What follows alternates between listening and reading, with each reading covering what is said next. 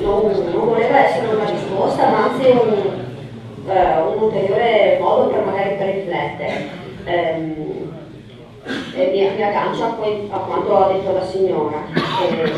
Devo dire che per chi mi ha conosciuto anni addietro, io sono stata una molto combattiva per fare in modo che si facesse qualche cosa. E come ho detto in premessa, la delusione più grande è che mano a mano vengono smontati gli strumenti. Io non sono nata per essere una che difende il sindaco, e il sindaco lo sa bene, chi viene in consiglio lo sa bene che non sono nata per questo. Però devo dire che la cosa che stasera mi dà assolutamente più fastidio da cittadina è che le uniche due persone che erano sedute in prima fila e che erano di Cividale e che erano l'ex assessore, non so se è attuale assessore, che è Miani, si è alzato e se n'è andato. Ed era una persona che doveva rispondere qui davanti a noi del perché, per esempio, il sindaco Buga non abbia fatto applicare quella relativamente alla discarica, quella ordinanza che obbligava l'acciaieria a smantellare, dichiarando addirittura quantità per quantità, con un registro che doveva essere aggiornato e quintato dall'ufficio tecnico del comune di Cividale. Allora io avrei voluto tanto che rimanesse, perché questa era la domanda che io le avrei fatto, non perché sono qui, perché mi hanno chiesto di essere qui, ma perché adesso vorrei essere lì a fargli questa domanda. E l'altra persona che mi dà molto fastidio che sia andata via è, io sono una molto sincera, probabilmente poi pagherò le conseguenze, è Monai, perché io me lo ricordo quando ci aveva detto che si sarebbe preso carico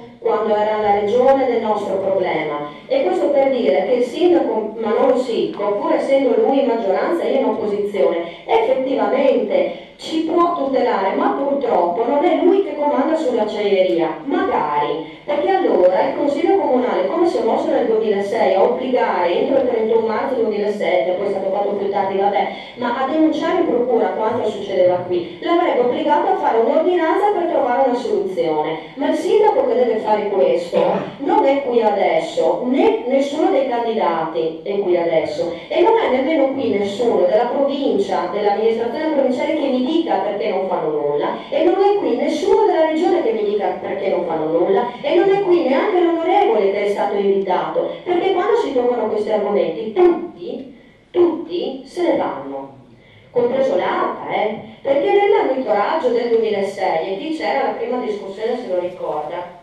una delle cose che io ho detto assieme ad altri, vedo Mario per esempio che lo diceva assieme a me, è che solamente a un certo punto, a pagina 249 di quella relazione, poi credo anche in un'altra pagina, e solo a un certo punto mi dice possiamo ipotizzare che le polveri che noi troviamo derivino dall'acciaieria Fonderia.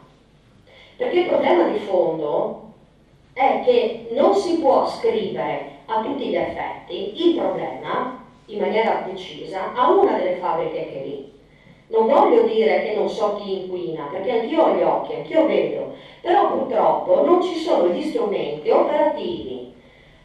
E questo non lo dico per difendere nessuno, ma dico perché sono demoralizzata. Adesso che lei mi dice che l'ARPA non è nemmeno accreditato, io sono un po', molte virgolette del mestiere, quindi so di cosa stiamo parlando, sono ulteriormente delusa, perché quando noi dobbiamo affidarci a qualcuno per scoprire se a Moinaco si vive bene o male, facciamo affidamento a delle strutture regionali, perché prima questo è il nostro dovere, perché il mondo funziona purtroppo in gerarchia e quindi uno deve guardare sempre sopra, poi sempre sopra, e funziona così. Abbiamo delle strutture pubbliche regionali che non è che vengono pagate da chissà chi, vengono pagate da voi, da me, no? Ecco, allora uno si affida lì. Mi è sparito il micro, ecco, si affida lì. Adesso mi si è smontato il mondo, non so più dove andare. Allora probabilmente una delle soluzioni che mi verrebbe da proporre è quella veramente di unirci come cittadini per andare, ma proprio come cittadini di Moimaco, a bussare alla porta alla regione e alla provincia in maniera massiccia, perché noi qui da soli il problema non lo risolviamo.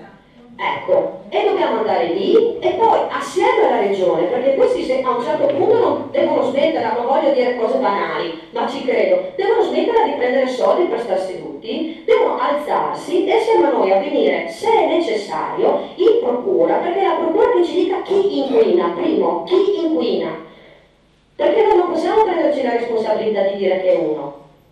Ci deve essere qualcuno che è pagato per dircelo chi è. Allora andiamo insieme, siamo 1500, andiamo insieme a chiedere che la regione e la provincia si schiodino, si alzino e ci accompagnino dove dobbiamo andare a capire chi è che ci dà il problema e come si risolve. Forse purtroppo la chiusura di uno stabilimento, come a voi fanno più le caldaie con un solo verso. Scusate.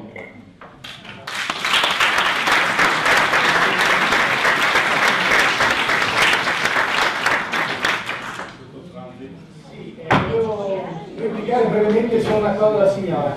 Lei ha citato quella documentazione riguardante la Xerox. Si è partiti in tromba, grandi studi, EMAS, qui, là, soldi da tutte le parti.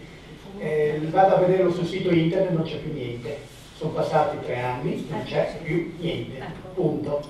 Giusto per dare... da internet fino a questa Sì, certo, ma tutto quello che doveva venire dopo, tutte le grandi idee, tutti i monitoraggi, tutte queste cose, è inutile buttare il sasso e dopo, no? È prassi costante e comune in tutte le vicende, dalle discariche agli elettrodotti, a qualsiasi argomento, funziona sempre così, punto. Posso io dire una cosa a proposito?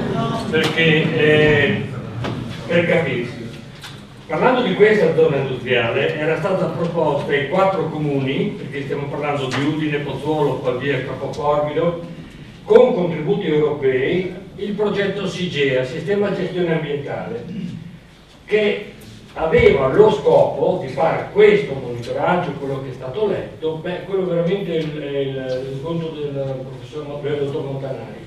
Comunque, lo scopo di fare il monitoraggio, la caratterizzazione delle polveri, cioè caratterizzare che tipo di polveri da dove cavolo provengono. Questo è stato fatto.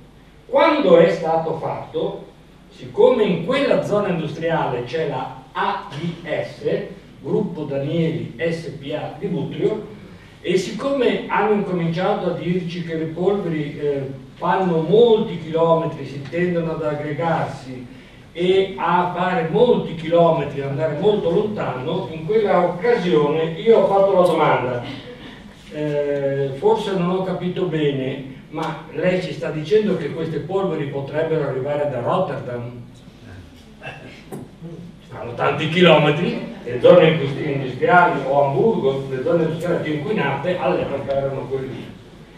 Quando si è arrivate alle caratterizzazioni contestualmente, hanno cominciato a rendersi conto che loro volevano certificarsi EMA perché questo era lo scopo del SIGEA, si sono ritirati, non hanno più partecipato ai tavoli. Ecco che a questo punto sono state fatte le relazioni che hanno evidenziato una certa situazione, però non è che non è stato fatto, è stato fatto. Sì, ma dopo le cose sono rimaste esattamente dove erano.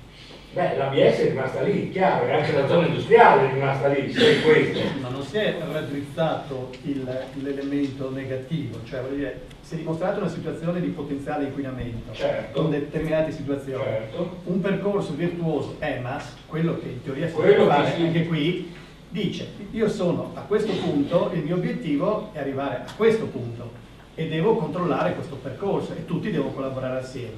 Lì si sono spesi i soldi, chi l'ha proposta ha fatto carriera e tutti siamo felici. E in effetti chi si è tirato indietro, che era l'unico soggetto, fumi a 500 metri anziché sul tetto della fabbrica, Miracoli. visto che la legge impone un'unica uscita. Altri interventi? No,